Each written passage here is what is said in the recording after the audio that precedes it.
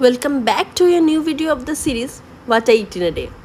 Hello everyone, সকালটা তো আমার লিকার চা আর ওটস বিস্কুট খেয়ে শুরু হয়।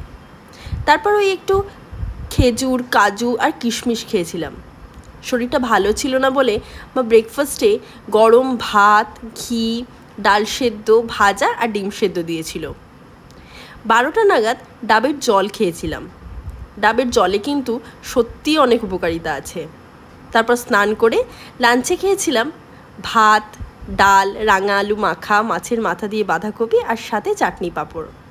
মা ওই 4টে সাড়ে 4টে নাগাদ লেবু কেটে দিয়েছিল।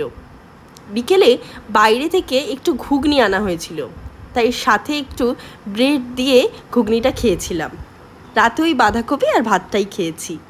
ভিডিও ভালো লাগলে অবশ্যই সাবস্ক্রাইব করে দিও, লাইক কমেন্ট আর শেয়ার করতে একদম ভুলো না। দেখা হবে নেক্সট ব্লগে। ততক্ষণ ভালো থেকো, সুস্থ থেকো, টাটা।